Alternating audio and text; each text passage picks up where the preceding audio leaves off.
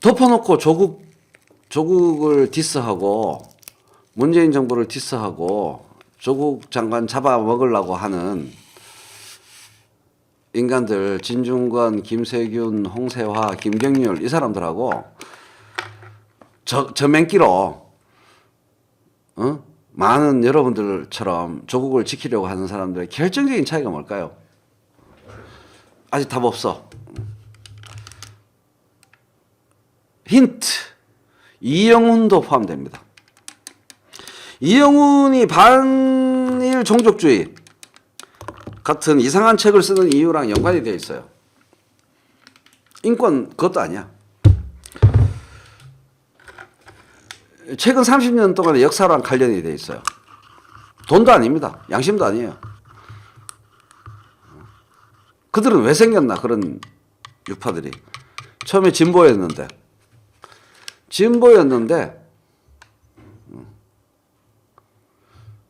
정답. 여러분들이 다 고개를 끄덕끄덕 하시게 될 겁니다. 아직까지 정답이 안 나왔어요. 주사파가 너무 싫어. 그게 그 사람들입니다. 저는 주사파가 문제가 많아 이렇게 생각하는 사람이고요. 주사파가 너무 싫어 이거예요. 그게 그 사람들의 공통점입니다. 예, 과하게 너무 싫은 거. 진보 운동권이었는데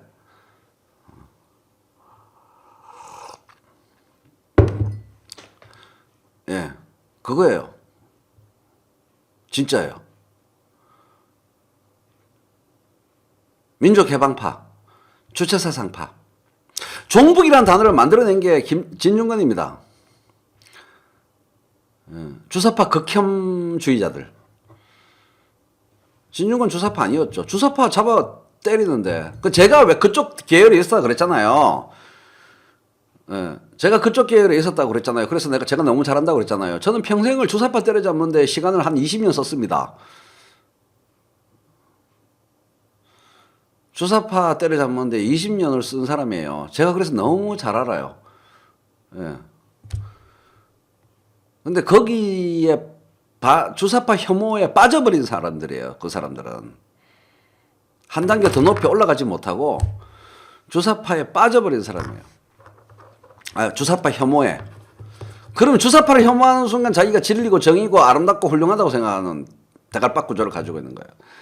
아닙니다. 진짜로 진중권, 김세균, 홍세화 다 그거예요.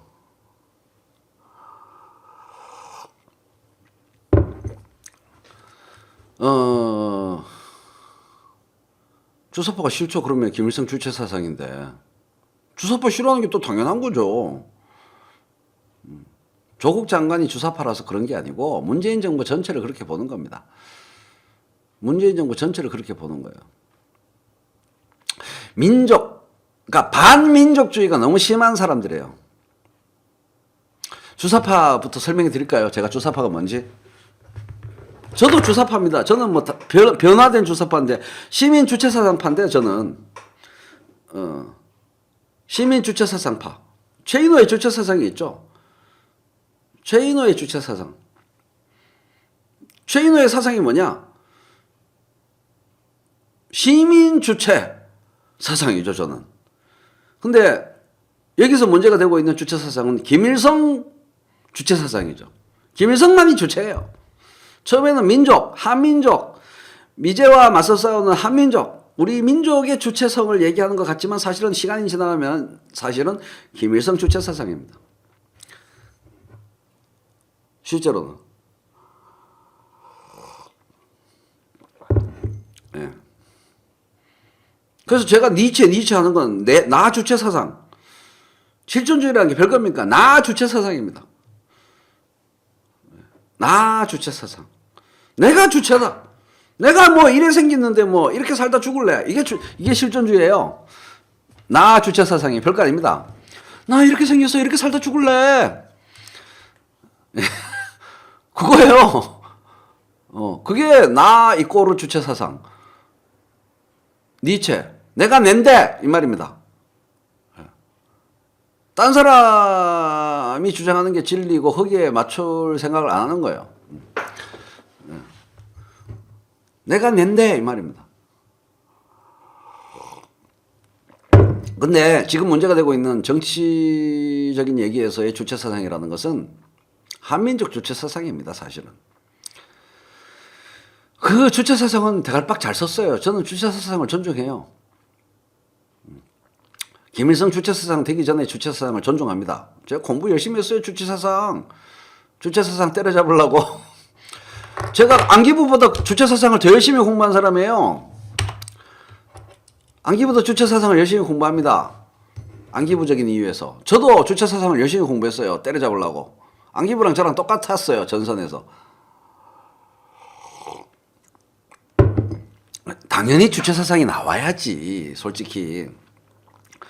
다 마르크스, 스탈린, 모택동 익하는데 그러면 주체사상 해가지고 김일성 이렇게 해가지고 우리 민족 이래 해야지. 그러면 코민테른 막 인터내셔널 막 이렇게 국제주의 강요하는 뭉치다가 그냥 솔직히 스탈린 밑에 북한 모택동 밑에 북한으로 옷 싸마르려 그러는 거 다 보이는데 그러면 그 주체사상을 내세워가지고 개개해야지. 안 그렇습니까? 여러분이 김일성 입장 되면 그런 거 안 하겠어요? 그죠?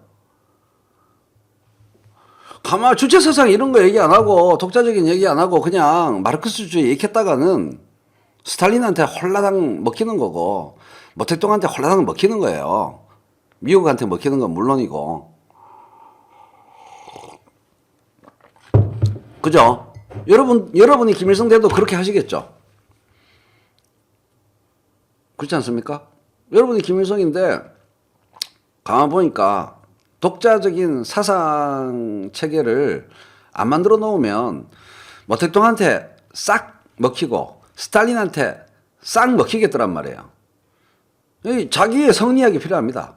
자기 국가의 정체성을 이데올로기가 필요해요. 국가 이데올로기가. 마르크스 레닌주의 강조하다가는 홀카당 먹히는 거예요. 그렇게 나온 게 주체사상입니다. 나올 수밖에 없는 사상이에요. 유고슬라비아에서도 또 티토이즘이라고 나왔고 자기의 정체성을 지키기 위해서 국가 이데올로기가 필요한 겁니다. 그냥 마르크스 레닌주의 갖고 국가 이데올로기 하다가는 중국하고 소련한테 홀라당 먹히는 거거든. 예. 다 그런 거잖아요. 박정희는 박정희대로 그걸 했고 민족적 민주주의라고 해가지고 그랬는데 점점 시간이 가면서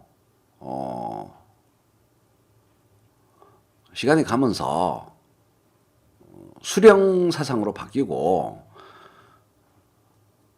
점점 3대 세습의 사상으로 바뀌고 이런 거죠.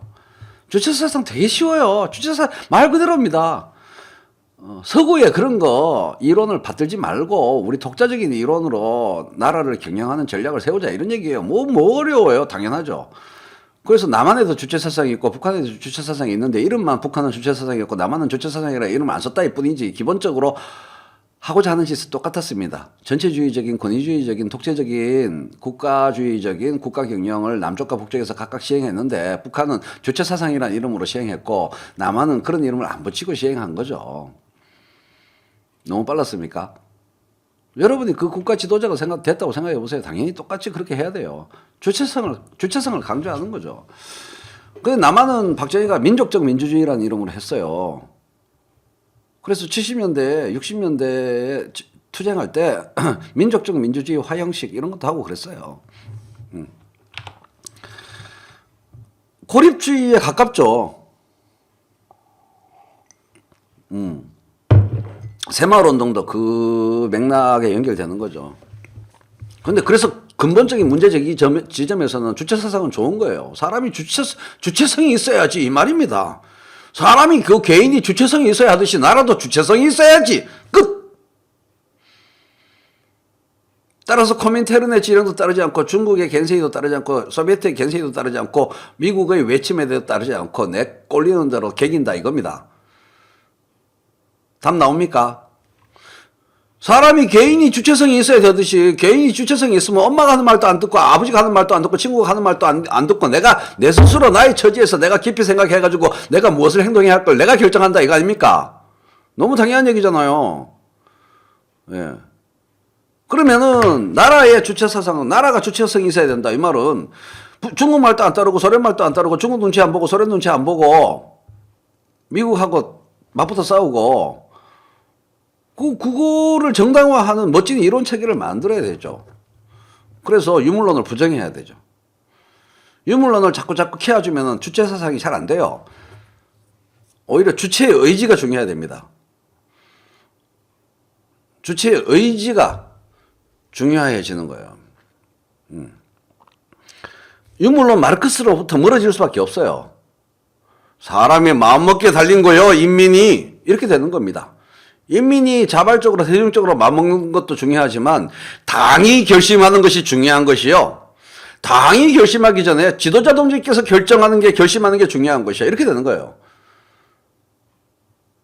얘기가 딱 그래야 되죠. 그래서 지도자 동지께서 결심하시면 당이 결심하고 당이 결심하면 우리는 한다. 미제에 맞서서 소련과 다르게 중국과 다르게 이렇게 되는 거예요. 답이 탁탁탁탁 나오잖아요. 그래서 이게 서구의 사고에 휘둘려가지고 우리가 김일성 동지 이래 김정일 동지한테 이 당 지도자 권력을 안 주고 서구의 이상한 자유민주주의와 소비에트와 이런 생각에 엮여가지고 위대한 혁명, 혈통, 계승에 대해서 의구심을 품으면은 우리의 주체성을 유지하지 못한다. 박정희가 유신을 계속하는 것이 주체성을 유지하는 것이듯이 북한에서는 김정일한테 그 권력을 세습하는 것이 주체적이다. 이렇게 되는 거예요. 예. 따뜻하게 이해되죠. 당연히 그렇게 하지 않겠습니까?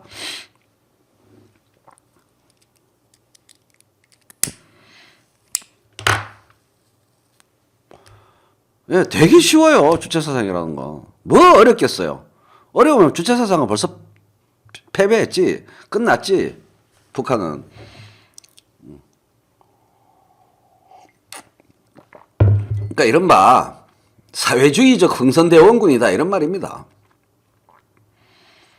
사회주의적 흥선대원군, 흥선대원군적 사회주의를 20세기, 21세기에 견결히 수호한다. 이 얘기예요. 근데 사회주의는 매우 국제주의적이거든요. 이해되죠? 그런데 그 주체사상이 북한에만 머물지 않고 한반도의 문제, 민족적인 문제와 결부되어 있으니까 남한의 그러한 주체사상을 침투시키려는 노력을 계속하지 않았겠어요? 그렇지 않겠습니까? 그 주체사상이라는 것이 북한을 잡돌이하는 데에서만 딱 그치지 아니하겠죠. 한반도의 문제, 한민족의 문제니까 남한에까지 그 주체사상을 보급하려고 하겠죠. 맞죠? 당연한 거 아닙니까? 그럴 때 저처럼 서구주의자한테는 17세기, 16세기 뭐 근대 인식론부터 쭉 공부한 사람한테는 말도 안 되는 소리가 나 자빠졌어 이렇게 됩니다. 저 같은 서구주의자들한테는요. 남한의 그런 주체사상이 스멀스멀 들어와도 저 같은 서구주의자한테는 서구 철학으로 무장된 사람한테는 말도 안 되는 소리가 나 자빠졌어. 어느 바보가 이런 거를 믿냐? 이렇게 되는 겁니다. 그렇지 않겠습니까? 뭐 이건 철학적 기초도 없고 막 하는 말마다 엉성하게 그지 없고 민족적인 감수성 외에는 대체가 찌잘데가 들을 소리가 없는구만 이렇게 딱 생각하는 거죠. 무슨 콩 까는 소리하고 나자빠졌어 지금 20세기 21세기에 이렇게 생각합니다. 그러나 우리는 사실은 마르크스주의라는 또 다른 종교를 갖고 있었던 것이고 그러니까 말하자면은 기독교 믿는 사람한테 불교가 잘 안 통하는 거랑 똑같은 겁니다. 기독교 믿는 사람한테 무당 굿하는 게 잘 안 통하는 것과 똑같았던 거예요.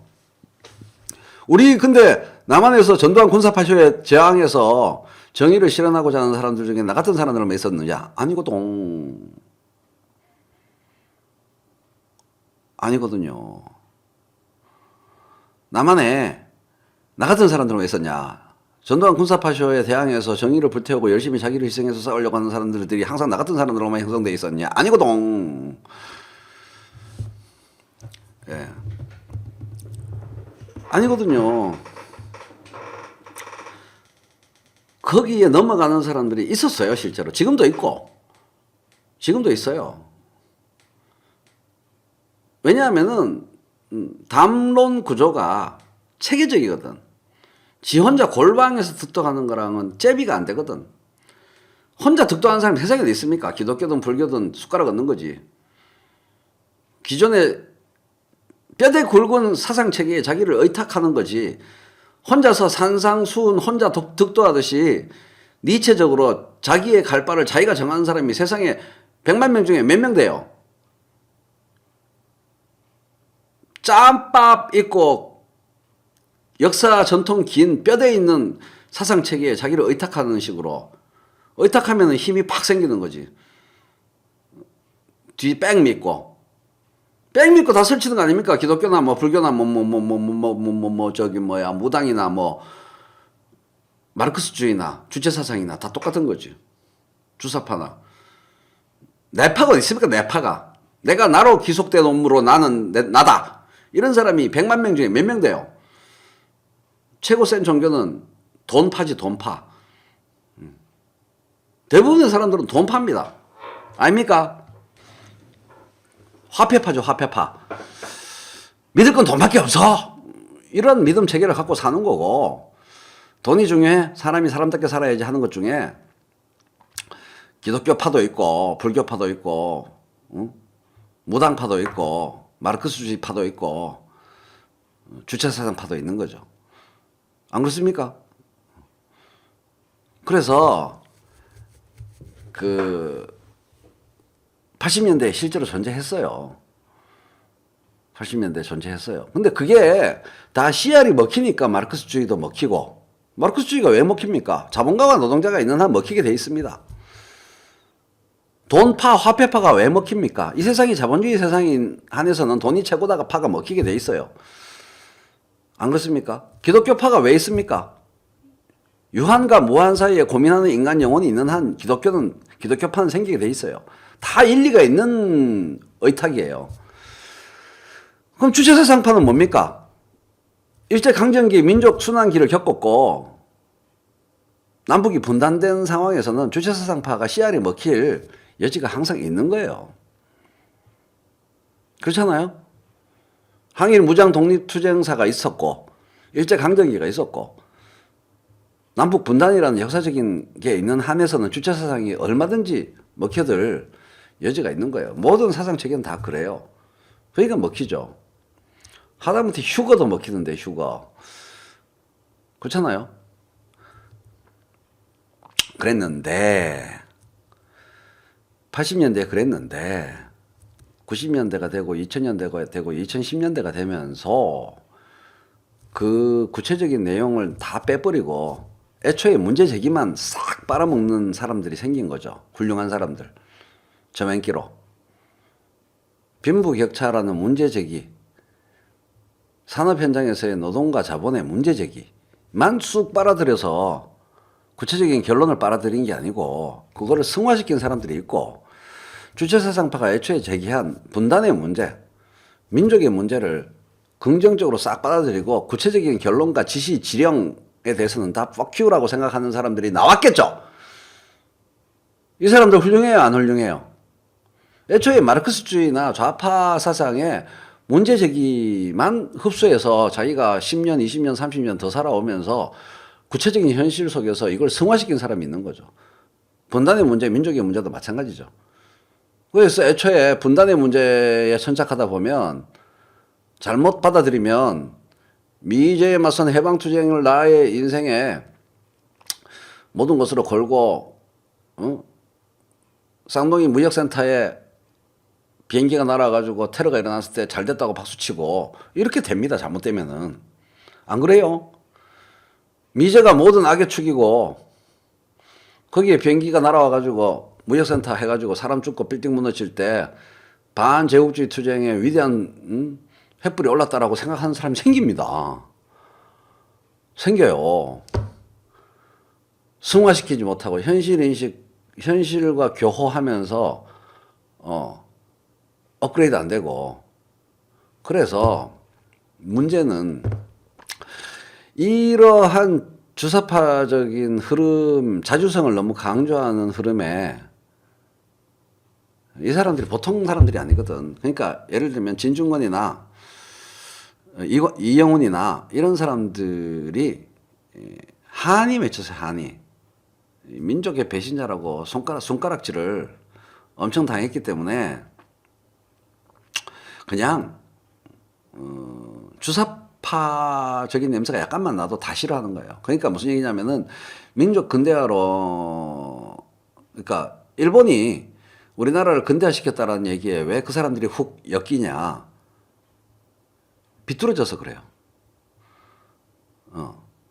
반대 주사파적인 국사학과에 또 많거든요. 국사학과에. 그러니까 이영훈 씨는 국사학과 주사파들한테 치여가지고 얘네들하고 반대가 되는 거면은 악마한테도 영혼을 팔 자세. 그러니까 메피스토펠레스적인 거예요. 진중권, 이영훈, 홍세화, 김세균은 메피스토펠레스적 마르크스주의자들이에요. 주사파의 자주적인 오바하는 사상에 반대하는 거면 무조건 옳다라고 생각하는 거예요. 그들을 법규하고 디스하는 거면 다 옳다고 생각하는 거예요. 그래서 그렇게 도발적인 얘기를 많이 하는 겁니다. 삐치면 도발적인 얘기를 많이 합니다. 어른스러우면 문제점에 대해서 건강하게 지적을 하는데 정신이 유화적인 상태에 있으면은 나 많이 삐쳤음을 적나라하게 드러내는 표현을 선호해요. 그게 차이예요. 제가 이렇게 말 까불고 막 이렇게 그렇지만 기본적으로는 어른스럽거든요. 사회과학적 인식 어프로치는 제가 굉장히 어른스러워요. 못 믿으시겠지만 말은 이렇게 막 까불고 막 이렇게 했지만 기본적인 어프로치의 각도는 저는 어른스러워요. 근데 저쪽 그 진중권, 홍세화, 뭐 김세균 이런 사람들은 유화적이에요. 그러니까 정반 합을 도모하지 않아요. 자기가 반이기 때문에 안티테즈이기 때문에 정당한 거예요. 자기가 안티테즈이기 때문에 주사파가 정이라고 보고 정에 대한 반, 자기가 안티테즈이기 때문에 뭐라고 감정적으로 도발해도 나는 맞다 이거예요. 나는 건강한 문제 제기를 한다고 생각하는 거예요. 그 사람들은 역사에 기여한다고 생각해요. 그 사람들의 사고가. 그래서 왜 그렇게 우리가 그렇게 욕을 하는데도 그렇게 말도 안 되는 극단적인 대바라진 표현들을 골라서 하냐. 속 디비는 게 목적이기 때문에 속 디빌수록 자기가 정당하다고 생각하는 거예요.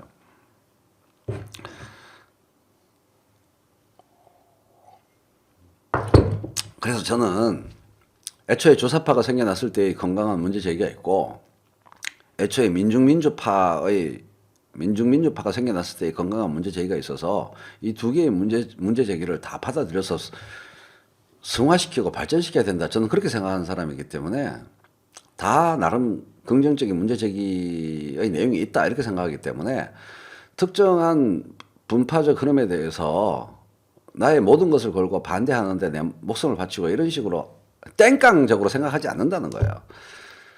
예. 그래서 문재인 정부 전체를 그렇게 보고 있기 때문에 그들은 그 안에 조국 장관도 그렇게 보는 거예요. 그거예요. 그들이 그렇게 움직이는 거는. 그러니까 우리가 열받아 할수록 좋아해요. 내가 제대로 찔렀다 이러면서. 그러니까 우리 같은 사람들을 종교라고 매도하기를 좋아하는 종교에 빠져 있는 거예요.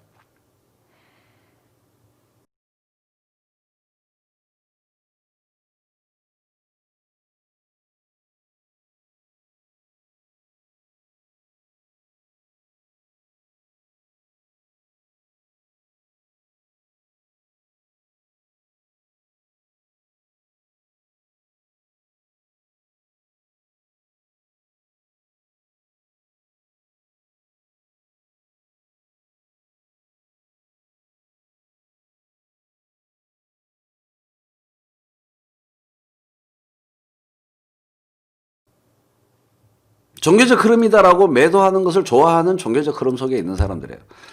예.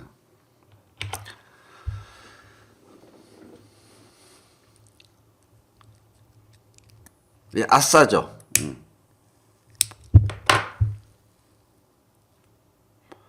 아싸죠, 아싸.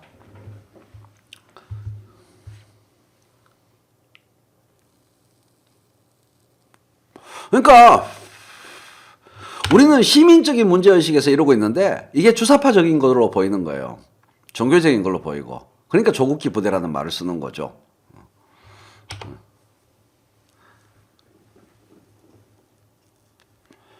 그래서 조국기 부대라는 말을 기꺼이 쓰는 거예요. 우리는 시민적인 문제의식에서 서초동으로 나섰는데 예.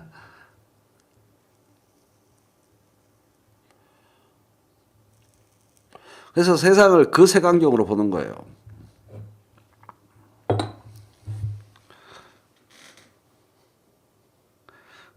그러니까 과잉된 반민족주의 정서, 과잉된 반민족주의 정서에 과잉된 도덕주의가 결합되어서 희한한 사람들이 나온 거예요. 그러나 이것은 글로벌 좌파의 흐름에서 벗어난 겁니다. 글로벌 좌파들은 저렇게 안 해요. 촌스러워요. 매우 변종적인 희한한 종자들이에요. 사생아라고 할까? 역사적 좌파, 글로벌 좌파의 역사적 흐름에서 사생아예요. 진중권, 홍세화 등등은, 김세균 등등은. 저는 그렇게 봅니다. 그래서 종북이라는 말을 만들어낸 사람이 진중권이에요. 종북이라는 말을 만들어낸 사람들이에요. 만들어낸 사람이, 저는 그 역사를 다 알아요. 종북을, 민노당 내에 종북이 있다로부터 시작해가지고 그게 오늘날 종북이라는 많이 쓰이는 표현으로 확대되게 만든 최초의 제공자가 진중권입니다. 민노당 내에 있는 주사파하고 싸우는 것을 자기의 역사적 과제로 생각했거든요. 그래서 종북이란 말을 만들어낸 거예요.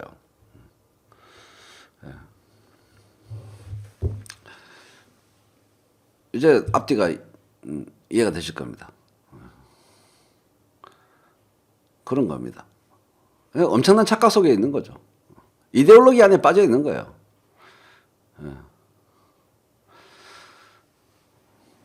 그러니까 굉장히 이데올로기적인 사람들이에요. 굉장히 성리학적인 사람들입니다. 구체적 현실을 안 보고.